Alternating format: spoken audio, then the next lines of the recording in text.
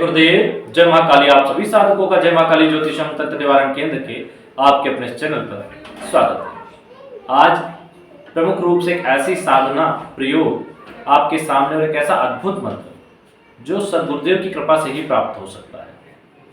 वह मंत्र जिससे आप वर्षों से जिस इष्ट की साधना कर रहे हैं उसके दर्शन प्राप्त कर सकते हैं। वो आपको वरदान देंगे या नहीं देंगे यह आपकी भक्ति पर निर्भर करता है, लेकिन उनके दर्शन अवश्य प्राप्त किए जा सकते हैं। वास्तव में से कई चमत्कारिक मंत्र है जिनका सही समय, सही मुहूर्त, सही दिशा और सही विधि से प्रयोग किया जाए तो पहले ही साधना में प्रत्यक्षीकरण किया जा सकता है। जब आप सब कुछ सही करने की ओर अग्रसर होते हैं तो आपका ध्यान निश्चित तौर पर एकाग्र हो जाता है।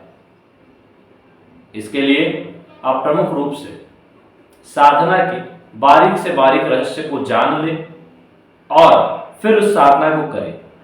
100 बार एक साधना को करने से अच्छा है एक बार ही उस साधना को ऐसे किया जाए कि 100 बार के बराबर वो फलित हो जाए। सही मुहूर्त, सही टाइमिंग, सही विधि, सही सामग्री और भाव के साथ उस साधना को करो और उतना ही रिजल्ट मिलेगा जितना 100 बार दोहराने से मिलता है। तो कई लोग हैं जो वर्षों से कई साधनाएं कर रहे हैं, चाहे मां जगदम्बा महाकाली हो या अन्य आराध्य देवी देवता जिन्हें अपने इष्ट स्वरूप में वे लोग पूजते हैं। किसी का भी प्रत्यक्षीकरण हो आप इस साधना के माध्यम से कर सकते हैं। अब प्रत्यक्षीकरण को बहुत लोग अलग अलग भाषा देते हैं। कोई स्वप्न के माध्यम से भी प्रत्यक्षीकरण देखता है, कोई जागते हुए देखता है, लेकिन वास्तव में प्रत्यक्षीकरण तो वही है जो सामने से हो। तो यदि आप भाव के साथ करते हैं तो इस साधना में प्रत्यक्षीकरण होगा ही।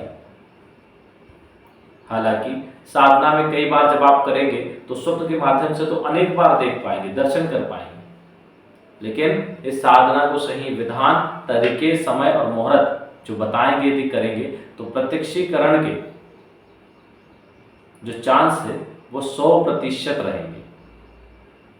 जबरदस्त साधना प्रयोग, उससे भी जबरदस्त सद्गुरुदेव का दिया हुआ वो गुप्त मंत्र जिसके प्रभाव से इष्ट प्रत्यक्षीकरण किया जाता है। कई बार क्या होता था कि जब पहले ऋषि मुनि या उनके शिष्य, आचार्य आदि के शिष्य जो होते थे, लंबे समय तक साधना करके जब वो हताश हो जाते थे और जब वो गुरु के पास आके कहते थे कि प्रभु बहुत साधना की लेकिन न जाने कौन से पाप हमारे हैं, कौन सी दिक्कतें हैं, हमने न जाने क्या पूर्व जन्म के कर्म किए हैं कि इष्ट प्रत्यक्षीकरण नहीं हो रहा है, हे प्रभु अब आप मदद कीजिए। तो जब अनुनय विनय करके वो अपने गुरु से प्रार्थना करते थे तब जाके गुरु ने उन गुप्त मंत्रों का ज्ञान कराते थे और उन गुप्त मंत्रों के माध्यम से इष्ट प्रत्यक्षीकरण होता था। आज की कंडीशन तो बिल्कुल उलट है। एक साधना आप किसी को दे दो, उसने एक बार, 2 बार, 4 बार कर ली और अगर प्रत्यक्षीकरण नहीं हुआ तो गुरु को ही लोग गाली देने लग जाते हैं, या तो फिर मुंह जवाली करेंगे कि आपने दिया हुआ ही नहीं, कुछ और करिए। कहने का मतलब है कि धैर्य नहीं है। पहले लोग वर्षों तक तपस्या करते थे तब जाके कहीं कुछ प्राप्त होता था। यहाँ अगर किसी को बोलो कि साल भर इस चीज को करना है तो हतप्रद होके पहले ही आशा उम्मीद सब छोड़ के साधना क्षेत्र को ही छोड़ देता है कि 1 साल कब करूंगा मैं।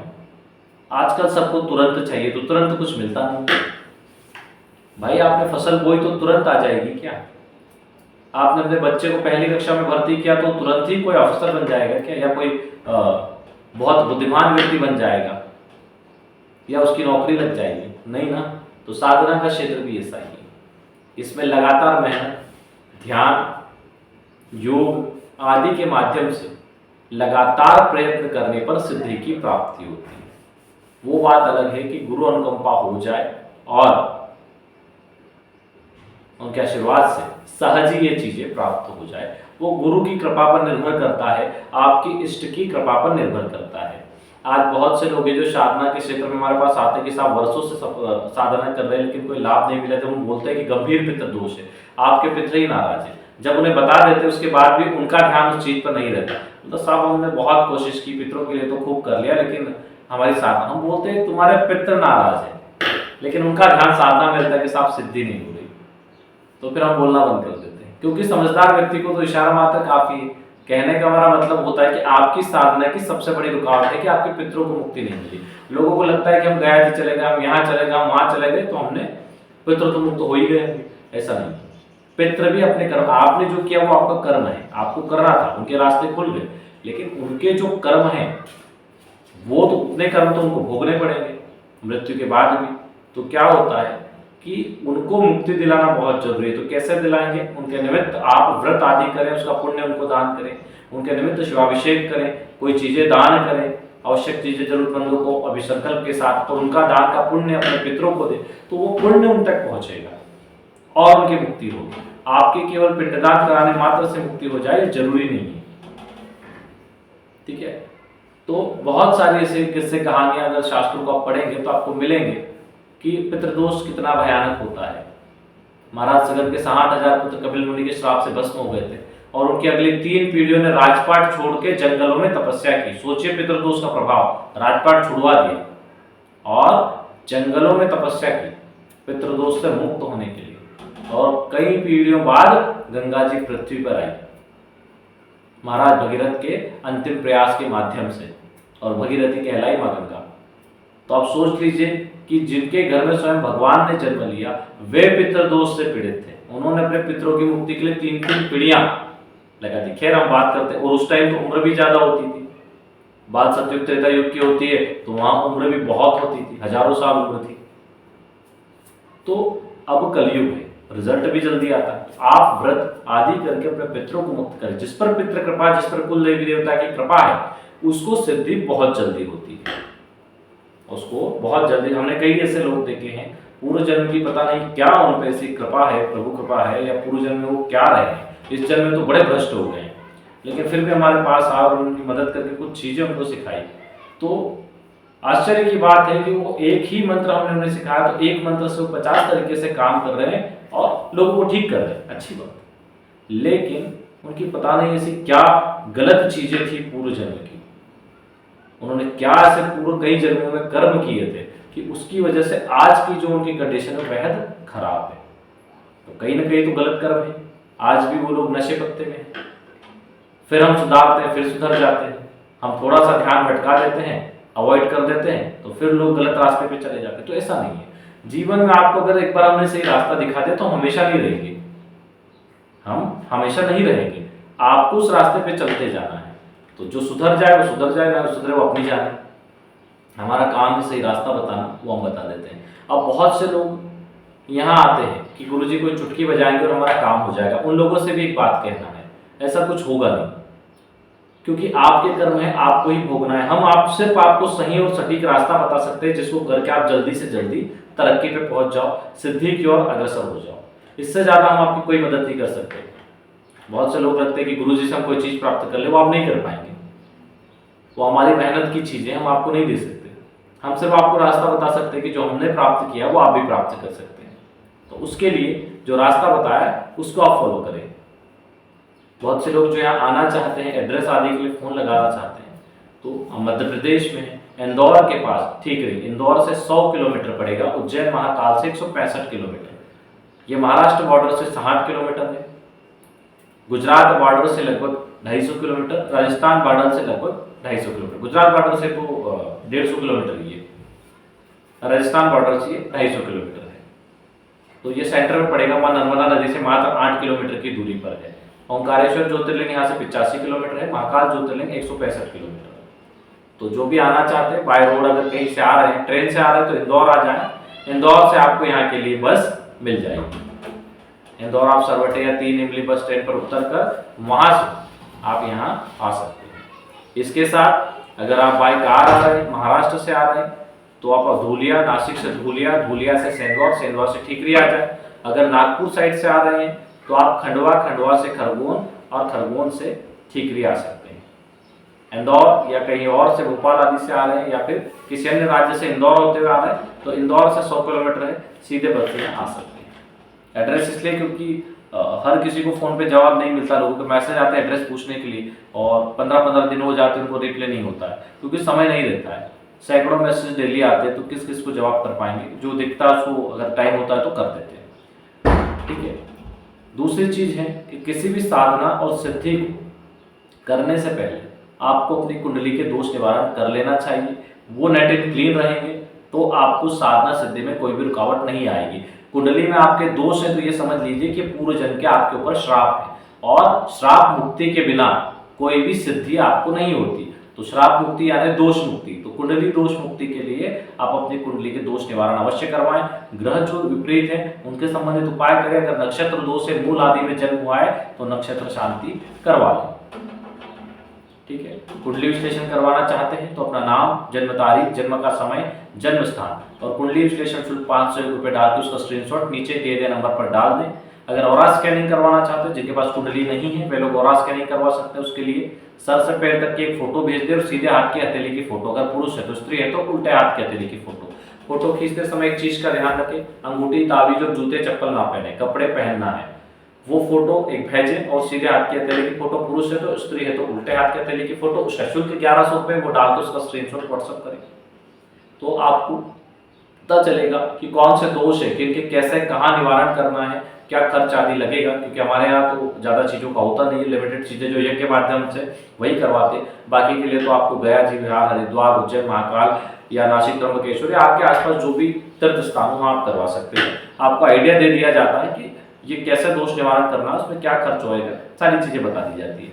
दूसरा, आपके इष्ट देवी देवता कौन है, साधना कौन सी करना चाहिए, व्यापार करना चाहिए या नौकरी करना चाहिए, व्यापार करना चाहिए तो कौन से फील्ड में, विवाह की स्थिति क्या रहेगी, भूमि भवन वाहन कब प्राप्त होंगे, ये सारी चीजें उसमें आप जान सकते हैं। साधना के क्षेत्र में कितनी तरक्की, सारी चीजें आपको उसमें पता चलेगी। तो ग्रहों के साथ साथ चले तो बहुत लाभ होगा। रावण जैसा महाविद्वान भी ग्रहों के प्रकोप को जानता था, इसलिए सबसे पहले उसने ग्रहों पर ही हमला किया, लड़ाई की और उन्हें बंदी बनाया, क्योंकि उसे भी पता था कि ये कभी भी बाजी पलट देंगे। तो बड़ा बुद्धिमान व्यक्ति जब ये करता है तो हम जो सामान्य हैं उन लोगों को तो विशेष तौर पे ध्यान रखना चाहिए। रावण के आगे तो मुझे नहीं लगता कि आज तो क्या, पिछले युग में भी भगवान श्री कृष्ण, भगवान बलराम के अलावा कोई हुआ होगा, भगवान परशुराम के अलावा कोई हुआ होगा। तो इसलिए ये कलयुग है, यहाँ पर जितने आप सत्कर्म इकट्ठे करेंगे, जितने तंत्र शक्ति अपने पास रखेंगे उतना बेहतर है, जितने दोष निवारण कर लेंगे उतना बेहतर है, जितने आवश्यकता वाली चीज, चाहे लक्ष्मी हो, शक्ति हो या ज्ञान हो, उससे संबंधित साधनाओं को संजोकर कर लेंगे, सिद्ध कर लेंगे, उतना आपके लिए बेहतर है। तो कई चमत्कारिक रिजल्ट आते हैं। कई फोन आए, आज एक हमारे दीपेंद्र कुशवाहा जी हैं, उनका फोन आया था कि एक मंत्र दिया था चैनल पर हमने और कुछ प्रयोग उनको दिए थे, पेड ग्रुप से जुड़े थे, उसके माध्यम से उन्होंने कैंसर पीड़ित व्यक्ति जिसको 2nd स्टेज का कैंसर बता दिया गया था, उन्होंने उनके लिए वो प्रयोग 11 दिन किए और अभिमंत्रित किया हुआ पानी कंटिन्यू पिला रहे। जब दूसरी रिपोर्ट करवाई गई तो दूसरी रिपोर्ट उनकी बिल्कुल कैंसर फ्री है, उन्हें कोई कैंसर के लक्षण नहीं है। यह तंत्र, मंत्र और यंत्र का प्रभाव होता है। यह हर कोई कर सकता है, कोई विशेष पैदा नहीं होता, विशेष बनना पड़ता है।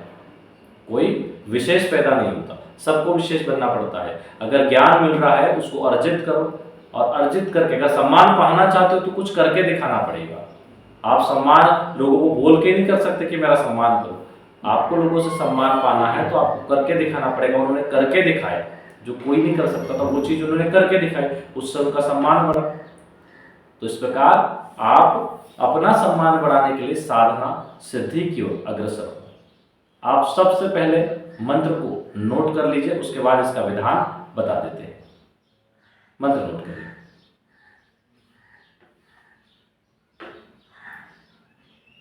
ओम ह्रीं श्रीं ब्रह्म शांते सिद्धाय इष्टम दर्शय दर्शय ओम स्वाहा।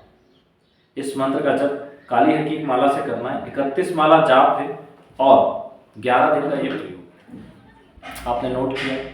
31 माला 11 दिन तक करनी है और नवरात्र, चाहे गुप्त नवरात्र हो, नवरात्र से शुरू करना है प्रतिपदा तिथि से और 11 दिन तक करना है इसको।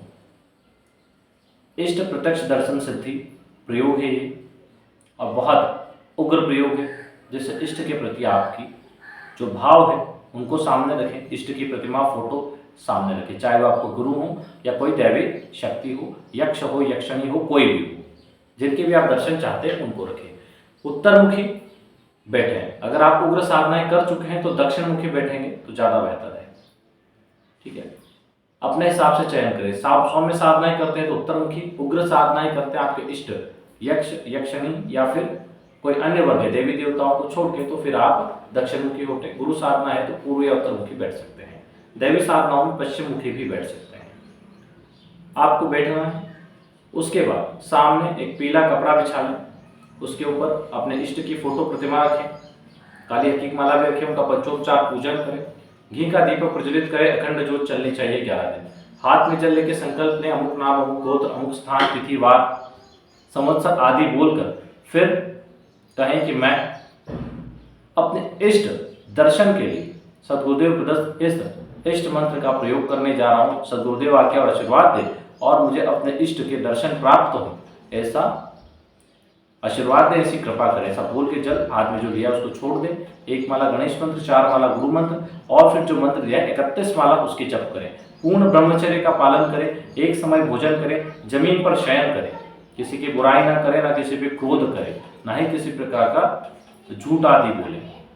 हो सके तो उसी पूजा स्थान में सोएं और पूरे 11 दिन तक इस पूजा स्थान में किसी अन्य का आना नहीं हो। इस चीज का ध्यान रखें। अगर इस प्रकार आप साधना करते हैं 11 दिन और तो बिल्कुल आपको उसका लाभ मिलेगा। इस साधना का जो समय है वो ब्रह्म मुहूर्त में 4 बजे से 7 बजे तक कर सकते हैं, रात्रि में 10 बजे से 1 बजे तक या 2 बजे तक कर सकते हैं। बहुत जबरदस्त प्रयोग है इष्ट दर्शन के लिए। इसमें एक चीज ध्यान रखें, मोबाइल फोन का उपयोग ना के बराबर करें।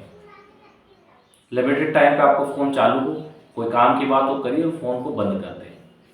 टीवी आदि से दूर रहें, जितना हो सके अपने इष्ट के प्रति चिंतन करें, तो ही ये प्रयोग आपके लिए सफल होगा और आपको पूर्ण सिद्धि को प्रदान करने वाला होगा। इसी मंत्र के कई अन्य प्रयोग हैं, लेकिन मुख्य रूप से हमने एक ही प्रयोग दिया है कि आप इसका लाभ ले सके। चलिए आज के लिए इतना ही। जय गुरुदेव, जय महाकाली।